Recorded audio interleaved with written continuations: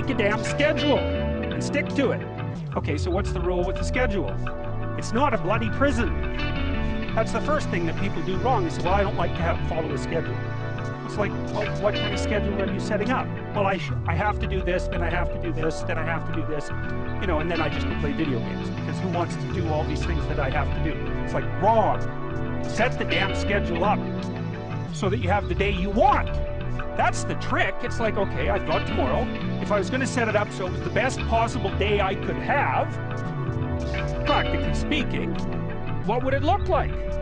Well, then you schedule that, and obviously there's a bit of responsibility that's going to go along with that, because if you have any sense, one of the things that you're going to insist upon is that at the end of the day, you're not in worse shape than you were than at the beginning of the day, right? So that's a stupid day. If you have a bunch of those in a row, you just dig, you know, you dig yourself a hole and then you bury yourself in it. It's like, sorry, that's just not a good strategy. It's a bad strategy.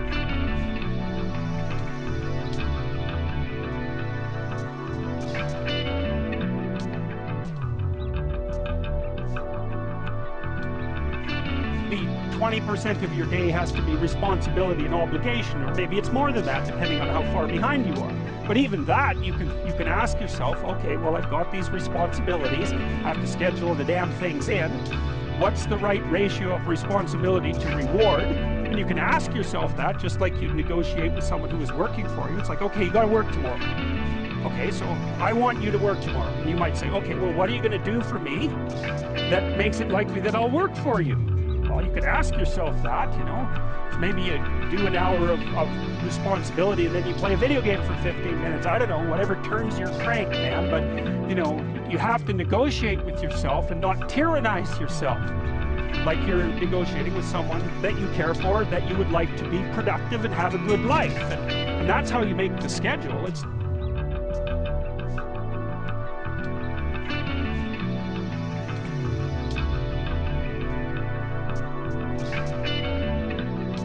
and then you look at the day and you think, well, if I had that day, that'd be good. Great! You know, and you're useless and horrible, so you'll probably only hit it with about 70% accuracy, but that beats the hell out of 0, right? And if you hit it even with 50% accuracy, another rule is, well, aim for 51% the next week, or 50.5% for God's sake, or, because you're going to hit that position where things start to loop back positively and spiral you upward.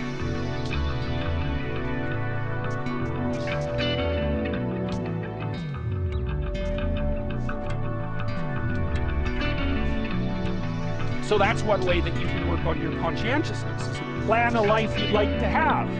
And you do that partly by referring to social norms. That's more or less rescuing your father from the belly of the whale. But the other way you do that is by having a little conversation with yourself about, as if you don't really know who you are, because you know what you're like. You won't do what you're told. You won't do what you tell yourself to do.